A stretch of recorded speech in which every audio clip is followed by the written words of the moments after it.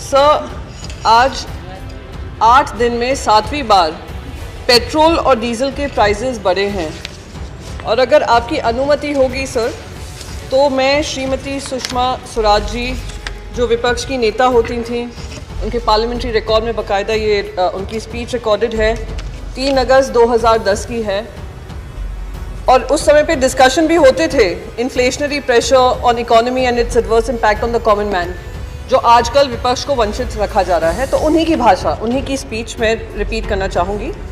मैं आपके माध्यम से वित्त मंत्री जी से कहना चाहूँगी कि आम आदमी आज जिस परिस्थिति से गुजर रहा है, वर्तमान परिस्थिति को वह जिस शब्द से जानता है और पुकारता है, वो एकमात्र शब्द है, वो है महंगाई। वो अपने दर्द को जिस वाक्य में अभिव्यक्त करता है, वह वाक्य है, मार दिया इस महंगाई ने। आगे वो बोल रही हैं, मुझे ये कहते हुए दुख है कि इस सरकार की हेकड़ी में रत्ती भर भी कमी नहीं आई है। मैं कहना चाहती हूं कि हमने ऐसी संवेदनहीन सरकार नहीं देखी। यह सरकार संवेदनहीन भी है और यह सरकार विश्वासघाती भी है। हाई कॉस्ट ऑफ लिविंग की बात हो रही है, इन्फ्लेशनरी प्रेशर है, तो जब जॉबलेसनेस बढ़ती जा रही है तो ये मानना लाजमी होगा कि लोग जो हमारे देशवासी हैं, जो युवा हैं, वो दूसरे देशों में जाकर रोजगार के माध्यम ढूंढ रहे हैं, और रोजगार के माध्यम ढूंढने के साथ साथ जो हमारा टैलेंट ड्रेन हो रहा है, ब्रेन ड्रेन की हम बात करते हैं, वो लगातार जारी है। मैं आपको एक आंकड़ा देना चाहती हूँ। 2018 की एक बैंक रिपोर्ट थी जिसमें कहा था हमारे जो युवा जा रहे हैं, जा ही रहे हैं, पर जो हमारी जो बात की जाती है कि गरीब विरोधी सरकार है, वो अब शायद जो मिलियनेयर्स हैं, जिनके पास सारे व्यवस्थाएं हैं, उसमें से 23,000 Indian millionaires have left the country since 2014। उन्होंने भी इस देश को नो कॉन्फिडेंस दिया है सरकार की वजह से। एक ग्लोबल वेल्थ माइग्रेशन की रिव्यू रिपोर्ट आई है जो कहती है 5,000 millionaires, 2% of the total number of high net worth individuals in India have left the country in 2020 alone. ये हमारी देश की अर्थव्यवस्था की पॉलिसीज के अनुसार आज ये हाल बनाया हुआ है। 6 लाख इंडियंस हैं जिन्होंने अपनी सिटीजनशिप भी गिव अप कर दी है। और जब हम टैलेंट की बात करते हैं, टैलेंट माइग्रेशन हो रहा है, साथ ही साथ अभी FDI की बात सुन रही थी, माननीय मेंबर, ऑनरेबल मेंबर बता रहे थे कि बहुत सारा रिकॉर्ड ब्रेकिंग FDI आ रहा है जब से इनकी सरकार बनी है। मैं आपको एक आंकड़ा बताना चाहूँगी सर, 2010 में 2020-21 में कहा गया था $81.7 बिलियन FDI देश में आया था, जो कि पिछले साल से 10% ज़्यादा था। पर अगर RBI की उसी साल की रिपोर्ट देखते हैं तो उसमें FDI जो आया था, उसका सबसे ज़्यादा कंपोनेंट फॉरेन इंस्टीट्यूशनल इन्वेस्टर्स का आया था, जिसका जंप था 6,801%, 6,801%। और FDI का इन्वेस्टमेंट जो आया था वो कितना था, barely 0.8%। तो ये जो हवाला देते हैं 10% का, वो भी ज़्यादा से ज़्यादा फॉरेन इंस्टीट्यूशनल इन्वेस्टर्स हैं जो आते हैं, स्टॉक मार्केट में इन्वेस्ट करते हैं और जैसा ही प्रॉफिट बनता है ये पैसा निकाल कर ले जाते हैं। 2 दिन पहले sir, all India radio verified Twitter handle है, उसमें बाकायदा ये रिपोर्ट आई थी, ट्वीट किया गया था, बेचारे को ट्वीट डिलीट, बेचारा बेचारी जो भी हो गया उस ट्वीट के पीछे, उनसे डिलीट करवाया। मैं तो उम्मीद करती हूँ उस बेचारी बेरोजगार ना हो गए हों। Foreign investors have pulled out over ₹1.1 lakh crore from the Indian capital markets in the first 3 months of this year. तो जो सरकार FDI का हवाला दे रही है, ये सरकार क्या ये भी अपनी उपलब्धियां गिनाएगी देश की जनता के सामने? नहीं गिनाएगी। टैक्स रिफॉर्म्स के बारे में बात किया, कहा हमने 1 रुपया भी नहीं बढ़ाया है, जैसे कि हम पे कोई एहसान किया हो।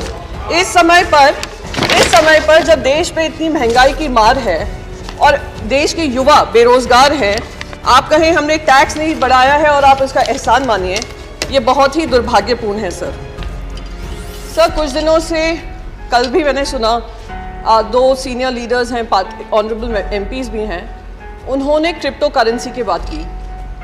आज हमारा देश एकमात्र देश होगा पूरी दुनिया में जो क्रिप्टो करेंसी बिल लाने से पहले क्रिप्टो टैक्स लगा देता है, और एकमात्र वित्त मंत्री होंगी इस देश में जो कहती हैं पता नहीं लीगल है या इलीगल है, और वो मैं अभी नहीं बता सकती हूं। जब क्रिप्टो करेंसी रेगुलेशन आएगा तब हम बात करेंगे, पर हाँ, हम उस पर टैक्स जरूर लगाएंगे, हम उस पर टैक्स भी लगाएंगे, हम उस पर टीडीएस भी लगाएंगे। और मैं जब माननीय एमपी को सुन रही थी, सर कुछ भी नहीं है, सर कुछ भी नहीं है। हाँ, जरूर लगा दूंगी सर, अगर आपकी अनुमति होगी। वित्त मंत्री बता दो, लीगल है या इलीगल? जी, तो मैं यहाँ पर बस ये बात कहना चाहूंगी सर कि हमारा टैक्स भी लग गया उस पर, हमें ये भी नहीं पता कौन सा स्टेटस है उसका, एसेट क्लास है, क्या क्लास में उसके अंतर्गत किया गया है। जिस तरीके से बताया गया इस पर टैक्स लगाओ, टैक्स लगाओ, टैक्स लगाओ और बढ़ाओ, क्योंकि बाकी सारे देश कर रहे हैं, उससे मुझे ध्यान आता है, और शायद सभी को ध्यान होगा, जब देश में कंप्यूटर आया था, देश में जब कंप्यूटर आया था तो हमारा ये विपक्ष ही था जो बैलगाड़ी लेकर बाहर आकर अपोज कर रहा था, कहा था लाखों लाखों युवा बेरोजगार हो जाएंगे, बेरोजगारी चरम सीमा पे बढ़ जाएगी, ये सरकार युवा विरोधी सरकार है। और क्या हुआ?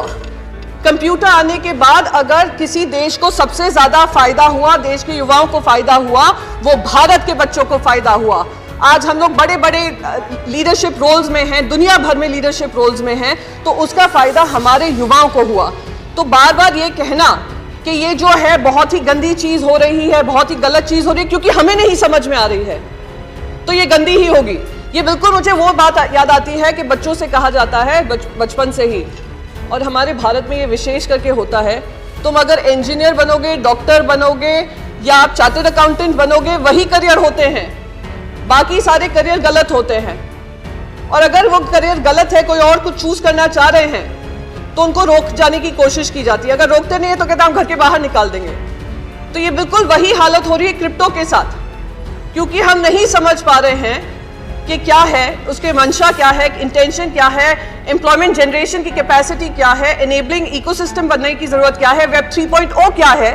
तो इसलिए हम उसको टैक्स भी करेंगे और हम उसका क्रिप्टो रेगुलेशन भी नहीं निकालेंगे। सर, मैं एक चीज यहाँ पर बहुत इंपॉर्टेंट, दूसरी चीज यहाँ पे कहूंगी। मैंने आपको कंप्यूटर का उदाहरण दिया, ऐसे ही इंटरनेट जब आया था, देश में ही क्या दुनिया में, हर डिस्ट्रप्टिव टेक्नोलॉजी आपको भी डिस्टर्ब करेगी, पॉलिसीज को डिस्टर्ब करेगी, और हमारी जिम्मेदारी बनती है कि हम उस टेक्नोलॉजी के आगे बनकर एक रेगुलेटरी फ्रेमवर्क बनाएं और इससे हम घबराएं नहीं।